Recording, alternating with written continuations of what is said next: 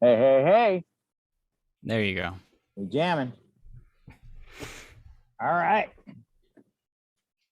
Now, just a moment of prep. We just got back from seeing my mom at the rehab place. We were there for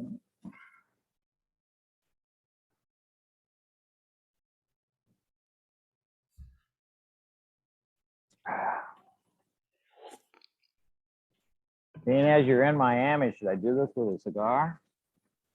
Whatever you feel more comfortable with. I am I'm ready. All right. Wait, So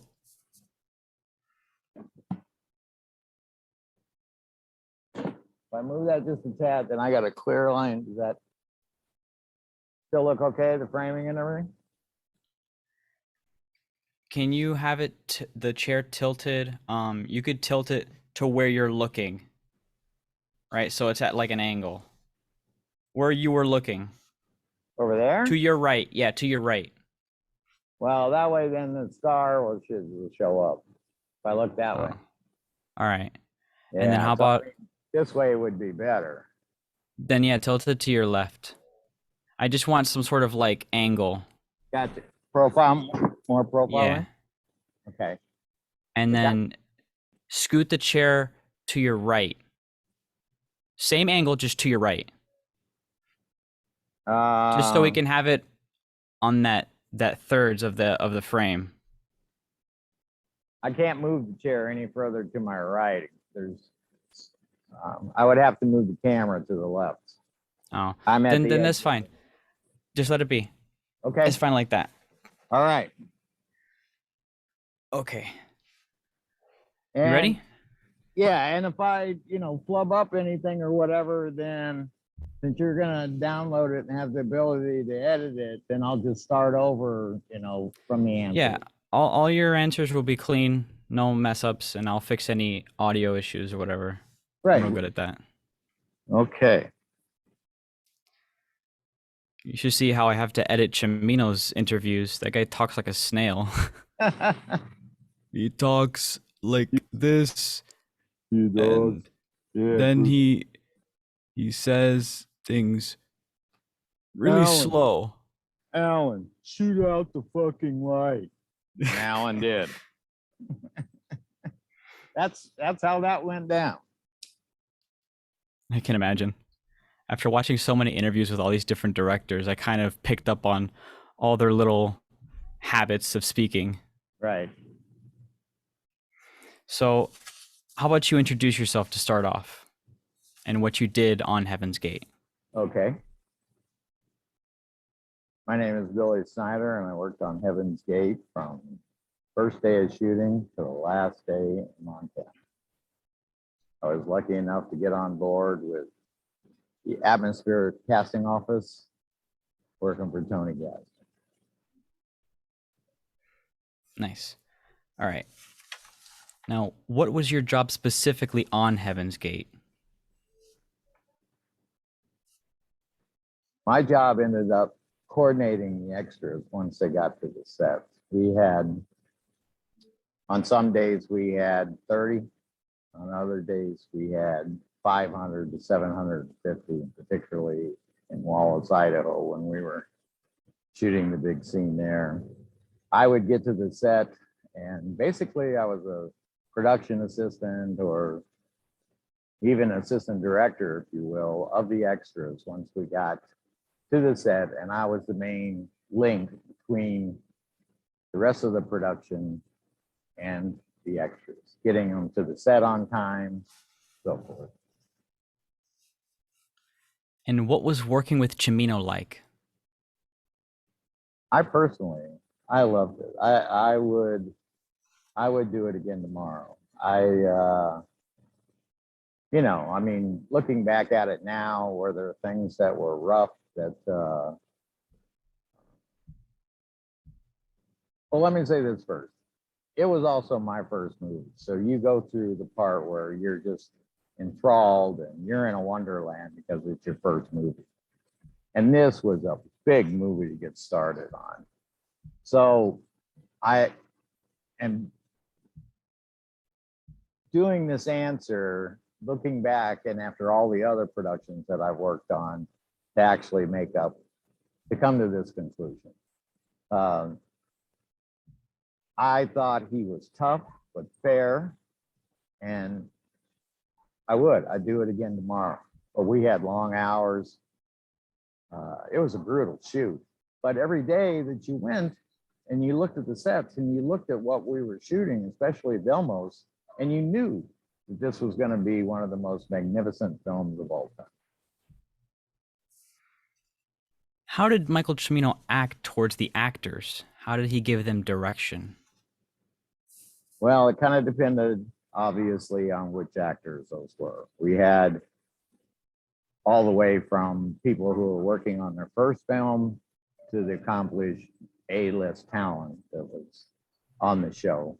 And everybody got their, in general, he was a gentleman and he was polite, but he was also highly professional in the sense that coming from the commercial world that Michael came from, he was very exact. He had this uncanny ability to remember not only which actors were placed in a certain scene, and I'm talking about the extras here, where sometimes we had 30 of them to a scene. Not only did he remember their name and their position and what they looked like, but we would come back after maybe shooting that scene again after a month if something got interrupted or we had to come back for another piece. He was looking for that specific person that filled that spot and that costume. And so he had an eye to detail that I don't think most actors were used to. It was pretty astonishing. I imagine it was pretty hard for some of the actors to work with a man in that detail.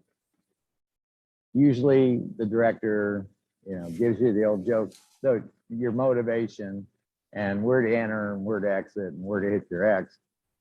Michael knew everything about every part of that shoot. He knew the lighting, he knew the actors, he knew the sound, he knew everything that he wanted in that particular frame. Pretty incredible. Yeah, it really is. How did the crew feel about Cimino overall, like the production crew? Yeah, that's a good question. I think that, like 2 days before we started shooting, they had the Academy Awards and Deer Hunter ran away with like 7 Oscars or whatever. So I think the people that came up from LA were thrilled to be in Montana, first of all. It's a beautiful, beautiful location right outside Glacier Park. You're with a director that's just won a bunch of Academy Awards. So it's interesting because everybody has their own motivations for what they want out of that project that they're working. There's a lot of people that are just there for the money. They don't care, and that comes with experience. You work on some movies and you break your heart on that movie, and then it gets chopped up in editing and the movie turns out to be complete trash. Other movies that maybe you didn't care so much about in the beginning turn out to be masterpieces. So everybody that works on a movie has their own motivation for why they're there. Cash being a big one. The ones that truly love film, I'd say 90% of those loved working with Michael and probably go back again tomorrow. There's also, a handful. Well, we had so many actors. There's probably quite a few too that would never work with him again. But like I said, personally, I'd go back tomorrow. All right, to what extent is Cimino's supposed ego and megalomania true? Was he a very conceited person? Well, I think he I knew let me preface this. I ask this because this is the impression that almost every article and historical article, anything talking about this topic or him, this is Right, the impression they give of him. right. Like Final Cut, the book, and Yeah. yeah, I think that he was aware that he controlled and had a lot of power. And if you say, when you were around Michael in social settings, did all he do talk about himself and how wonderful he was? No, I never saw that at all. And I was involved in quite a few. When you work with somebody that long, you you ultimately end up in quite a few private parties and so forth, social occasions off the camera. I never ever heard him refer to himself or brag or that type of thing. If he knew that he had power over the studio heads and that they would eventually relent and give in to just about everything he wanted, uh, yeah, he was very aware of that. Well, I think he kind of had to be in order to make a movie like this. Exactly. That is what a lot of people I don't think, can really grasp unless you're actually in the business. It's very tough. Um, like for a while in college, I had a news show that was local and, on cable and stuff. And uh, it takes a tremendous amount of prep and ego to look comfortable in front of that camera. You have to be pretty sure of yourself when you're looking into that to reassure the people that you're trying to get a point across to.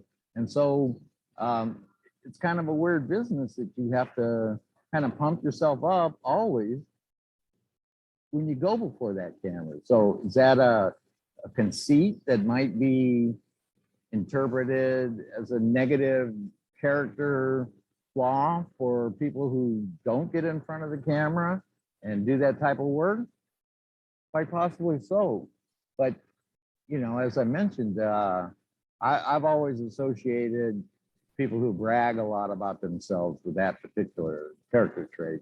So I would have to say no. I think you met a man who was very comfortable in his power and knew how to use it. In a lot of the interviews that I see of him or audio commentaries that Chimino had done, I think the only thing that man ever cared about was film. It's all he talks about. It's all he references is just film. Yes. Yes. Film and girls. Well, I He can't does speak to he that does last. sneak those in every now and then. Yeah, I can't speak to that last part, but I think that I would say, and that once again goes back to everybody's motivation for working in film. There are still true uh, people who are just lovers of film in the industry and art. And he was definitely one of them.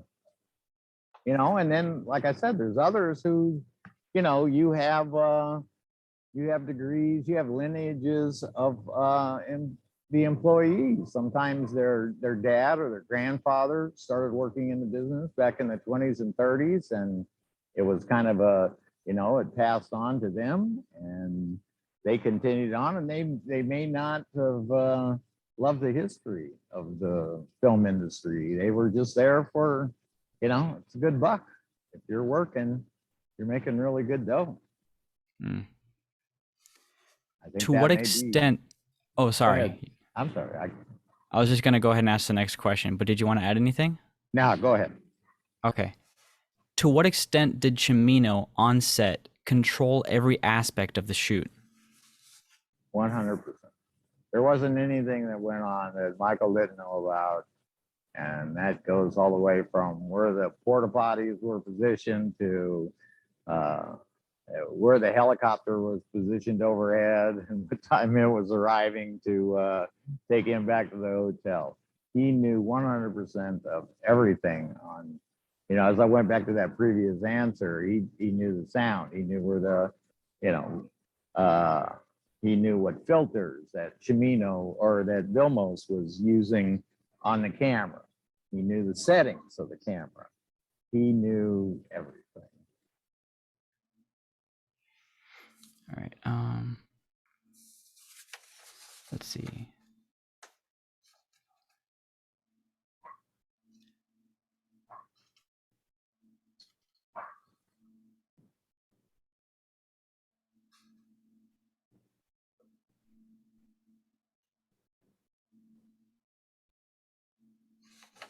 All right.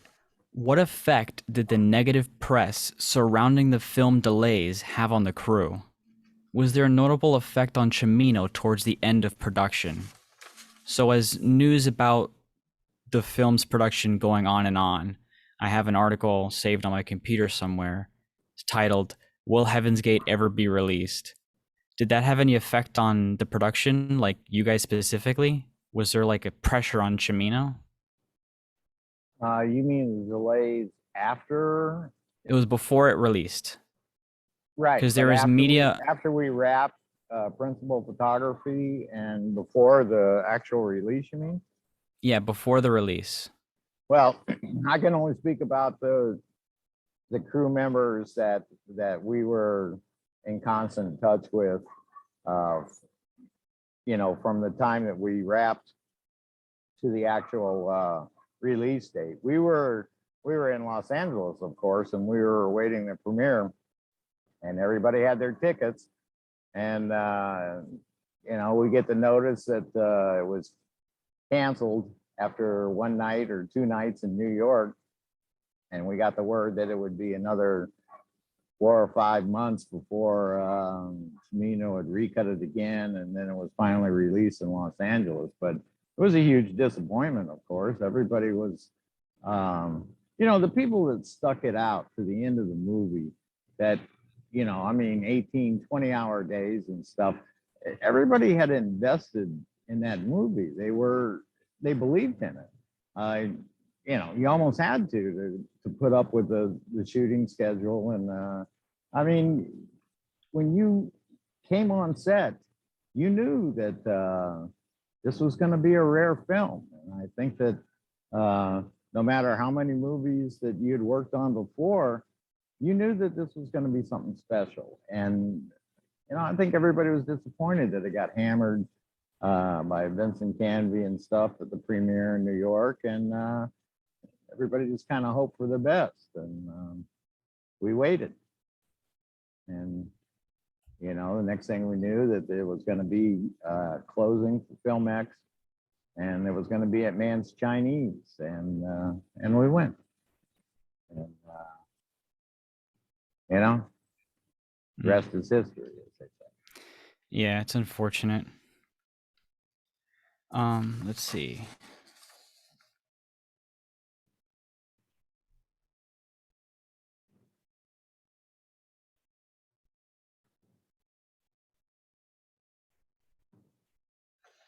I guess let me ask a question that I just thought of.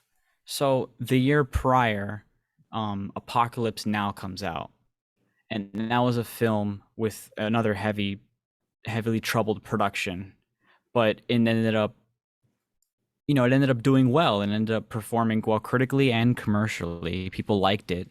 Right. It performed well at Cannes, sorry. And the year later, Heaven's Gate comes out, same troubled production, same kind of, this mythical director, who could do no wrong almost, and it flops. Was there any sort of like resentment? Because those two movies are both very long, very abstract, and masterpieces, yet Heaven's Gate was the one that was ignored. Yeah. Resentment by crew members or Yeah, I guess just kind of like the internal feeling. Was there any sort of like, how come this was okay but not ours? well, Just a personal question, I guess. I don't know. I'm yeah, curious. I think you'd have to say yes, and I think that would be the reason why we're still talking about it, and I'm with you today. Everybody, we had high hopes for that movie. And I think there was a feeling that that it was misunderstood, that you know, the type of filmmaking that was going on in Los Angeles at the time, and maybe even now, certain films are cut in a way to handle the attention span of the American audience. And I think that Heaven's Gate was very much a European film, and in style, and you know, the actors in pacing, and I think that, you know, maybe the American audience wasn't prepared for that type of film, certainly for that length of time to sit in a theater. But I think it was, I can't speak for Michael. I think that that's what he felt, that that it took to develop the characters and to really care about them. Now, some may say, well, and after 4 hours, I didn't care about anybody. Okay, well, that may be true. I just, to this day, I love the film. I know what he was trying to do, and I think audiences of late have started to understand pacing of the film and what he was trying to express there about what went on in America at the end of the century there in the 1800s, and that it's something that's still going on today. That if you don't have money, you don't rate very high in today's society, and that the rich No, yeah, can definitely not control here. it. Pardon? I definitely not here in America. Yes. Sorry. um, was there any sense of, so let me see, how do I ask this? So in 77, Star Wars comes out. Hmm. And also that same year, I don't know if you've ever seen it, but William Friedkin's film Sorcerer came out a month after Star Wars. William Friedkin, he directed French Connection Yeah. and Exorcist. Now, this film had another very intense, troubled production, you know, a very large scale film. And it's a really good film, very great film. I just watched it recently myself, Hmm. but it was completely overshadowed by Star Wars. Yeah. And that is when the industry just kind of changed on its head. Now, obviously, Heaven's Gate came out 2 to 3 years later. Right. And I think Empire came out, I'm not sure, I'm not remembering correctly if it was before or after Heaven's Gate, but I think it was before. But was there any sense of this might be coming out a bit too late? Is this the wrong time? Because it's 1980 now. The post-Vietnam, you know, Right. antagonizing feeling towards the government is kind of fading away. Things are getting more commercial. It Was there any sort of that feeling before the release? Well, quite possibly. I think that it's mentioned in Final Cut, the book, that westerns were no longer popular on with the American public. But you know, ironically, the old Star Wars thing was just a western in spacesuits to shoot them up. So there may have been, but you know, in the industry, look at 1939. In 1939, you had the release of Wizard of Oz, you know, Gone with the Wind. It, it happens frequently that your movie is trumped by, you know, another movie released the same week or month, or so, you know, that's kind of just part of the business. I think it would be my guess that you just try and put together your film as best you can, and hope for the best. A lot of times release dates and stuff are out of your control. And I think the original release date for Heaven's Gate was Christmas a year before we actually released it. So, and at that time, I don't think anybody's able to pick out, oh, well, I want this block this weekend for our release. At that point, you're just happy to get it released and get it out there. So Yeah. that part of it's tough. No, yeah, it's I think I remember, I forget who said it, but someone pretty much compared filmmaking, or just the producer's role in filmmaking. You're pretty much like gambling. You know, Right. you just put all your cards on one thing, and you lose, you lose, you win, you win. Yeah, I'd have to agree with that 100%. You never know. I think that, when you get a movie that's a huge box office success, I think 99% of the time it's a surprise to everybody. I just Yeah. don't think, if you were able to predict what would be a hit, then we'd probably see 100 of them. Oh, wait, that sounds like we do. That Marvel? Anyway. Yeah, they Um, seem to have figured something out. yeah, if you're doing an artistic type film, it's a crapshoot. So it is gambling. Of course, there's certain ways that you can, you know, take your bet and put it off to the side and recoup it, because nowadays you can release through cable, and there's a gazillion streaming services and stuff, so that it's actually set up that if you bring your film under a certain amount, there's a cutoff date that you can break even. And I imagine that amount is much higher than what it was for Heaven's Gate, even though, at the time, $50 million for Heaven's Gate just blew the doors off of everybody. And now that's pre-production. Yeah. That's nothing. I Right, think of the Avengers was like 300 million. right, right. Um, I guess one last kind of note to hit on, because I got most of the questions about Chimino that I wanted to ask. Um, if you look at the 80s and the artistic films that released in the 80s, they all bombed and they were all hated when they came out. But nowadays, they're all considered masterpieces. I mean, to start off with Heaven's Gate, Raging Bull, The Shining, The Funny Thing, how that happened. Once Upon a Time in America. I Right, mean, it's just like great film. all these. I look back and I'm like, the 80s was cheesy, but there was a lot of hidden greatness in there. It just, nobody was there to realize it, and those filmmakers unfortunately suffered. But man, it Yeah, I sucks. think that that was, and it's been documented many times, about how the 80s were the end of control for the directors, where the producers, one said Heaven's Gate struggled the way that it did at the box office, that the producers were no longer going to give the directors that type of control.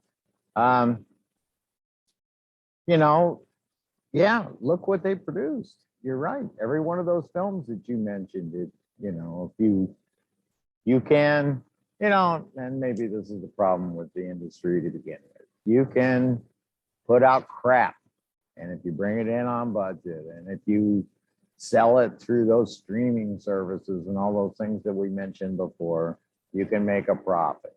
Okay, so let's say that you make your movie and it comes back and you make $1 or $2 million, a piece for the producers. Well, guess what? They're going to keep doing it. So if you look at, and it goes back to your original question about, are you there for the art or are you there for the money? And okay, so is that a question of, am I a producer or am I a director? The people who get down in the dirt and do the jobs on the films, I believe that, probably 85% of them love film and the history. And we kind of struggled being in Los Angeles with, the city itself. It's kind of a rough place to live, but, I loved it because I would be at work at 6 o'clock in the morning and I'm walking through the sound stage, the sound stages at MGM. They shot this there, they shot that there. So for me, there was no better place in the world than Los Angeles. But there's a lot of crap that goes on in that city that is not what the Chamber of Commerce would want you to know. So it goes back to I believe that if you I believe, and this is what's frustrating about to a lot of people, I think, in the industry, and that is that you can do both. You can create an artful film that is beautiful, that will stand the test of time, and you can also make a decent profit. But too often, all we get is shit. And there's probably a handful of films that release throughout the year that motivates me to go to a movie theater to sit down and to watch it. The rest of them, it's like, well, I'll wait till it's on HBO or something. No, yeah, I understand. It's been a while since I've gone to the theater on my own accord and not just because,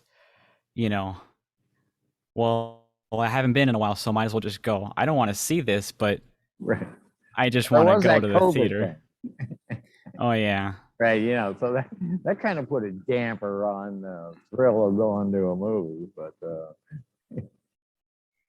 Well, things are hopefully finally turning back, slowly. yes, let's hope. I've got the guy who was my mentor on Heaven's Gate, Kenny Diaz, that eventually talked me into going into makeup. Right now he's back to work in New Orleans. They're doing a Will Smith picture, and just about all my friends are back at work, and next up will be the strike. So The strike?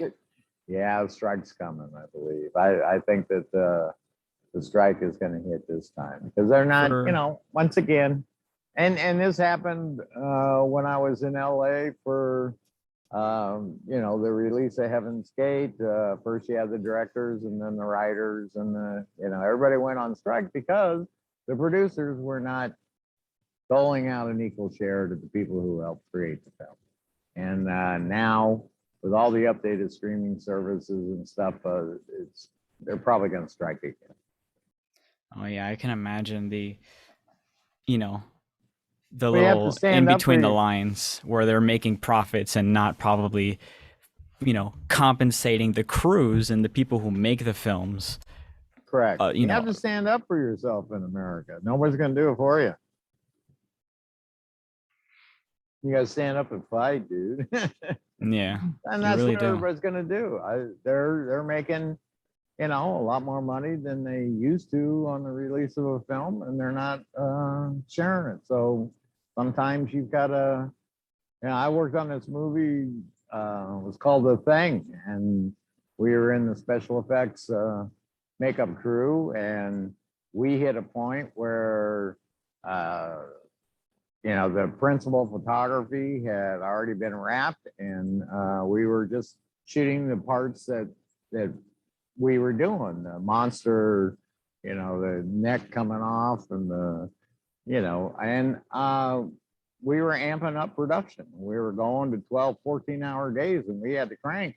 And the production was willing to give everybody a raise. But the thing is, I kept waiting for them to call me in. It was like, hey, Billy, we're going to give you a raise. Well, they never did. So you have to go knock on the door and say, hey, and they go, yeah, come on in. And, they said, here's what we're going to do. And you go, okay, why didn't you just do that? I don't know. Why doesn't it work like that? I don't know. So sometimes that's little thing, squeaky wheel gets the raise. All right. So, I've pretty much asked most of the questions that I wanted to ask. Is there anything you'd like to add? I think it was a wonderful film. I think that Bill Mosa's photography will stand forever. I think that's some of the most beautiful scenery ever captured on film.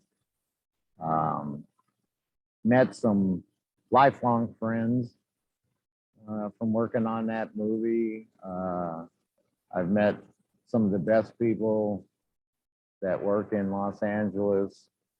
Jeff Bridges being one. You couldn't. Hope you're okay, Jeff. Hope you're doing fine. Hope you're kicking it.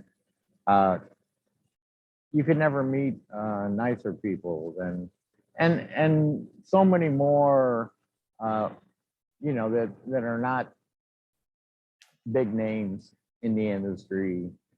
That it was just a wonderful film, and I just hope that the younger generation or the people coming up will take the time to watch the movie and to grasp what Michael Cimino was trying to say in that movie, and that is that there are people that are treated unfairly in this country, and this is a nation that should be able to take everybody under its wing and take care of its citizens. And through that, this is a country that will grow and prosper. Jeez, No, yeah, all that from a movie. Yeah. I loved Heaven's Gate. I've seen it about 100 times now. Between watching it and editing and taking notes, I've seen it so many times. It's beautiful. I've actually like scraped through the entire film trying to find fat to trim off of it. Mm-hmm. And every single scene, I can find a purpose for it being there within the context of the story. Every single scene. You know, it's like, I mean, you could remove this, but this is why this is here, and it kind of adds to it. The thing about Heaven's Gate is that if it's not for you, it's not for you. It's not a for everyone film. Right. You know, which that's what makes it special, because it's the one art film like made with this type of budget. It's a European, you know, art film made with a gigantic budget in Hollywood. It's exactly. I mean, you know, if you're a scriptwriter, you know, it's impossible to like say, well, I'm gonna write a movie that everybody's gonna love. You know, in fact, if you're a writer, you don't know of anybody. You're lucky if anybody loves it. You're lucky if your partner loves it. You know, that just doesn't happen. And you know, I think you live with something like that. It's like, well, you know, and shoot for, here's our audience, you know, and we're going to look for them, and hopefully we can deliver something to those people who appreciate fine art, let's say, and that we present ourselves in a manner that is honorable and holds up to itself. And, you know, that's all you can do to put out a film for the masses. And, oh, gee, we're back to that Marvel thing. You know, can't be done, shouldn't be done. And I'm glad I'm not doing it. Me too. All right, well, that's pretty much it. Thank you for letting me ask you a bunch of questions about this 30, 40-year-old movie. Sure, man. It was a pleasure, and you know, hit me up if you need any more. Will do. All right, John. Now, so this is where the recording would end, but I just want to ask you this question. Sure. So I want to have this interview, and I'll edit out all of the pauses and stuff like that. But I kind of want to add some sort of content to my channel since I haven't uploaded in a while. So I was wondering if I can upload this whole interview. Sure. All right, cool. Because it's taking me such a long time to finish the final part of this documentary series. Yeah, sure, man. If you know, I'll tell you what, before I say anything, you know, when we get off, look back through it. If you're comfortable with everything and want to zap it up there, it's good, you know, for me. You know what I'm saying? You know, you might not like it after you look at it. No, I think it's good, and it'll be something, you know, that I can put out there in the meantime while I'm still working on the video. Sure. Teaser. Yeah. Right. Right. You know, and you know, that's part of you know, that's what you want to do to generate, you know, your excitement. Interest. Yeah, exactly, man. So give me a heads up too, you know, let me know. And I'm pretty sure that I got notifications on for anything that you put up or whatever, but you know, like I said, it's been so damn crazy hectic around here that you know, see, I got my ass coming on. You know, it's been nuts. I still got I got a 40-foot boat. You in the market? I mean, I gotta get rid of that thing too. So yeah, man. Whatever you want to do. You know, I was thrilled to, you know, to be able to work with you on this and stuff. And, you know, I trust you implicitly. Roll it. All right. Thank you. Sure thing, dude. All right. Gonna head out. Peace. Okay, man. Thanks. See ya.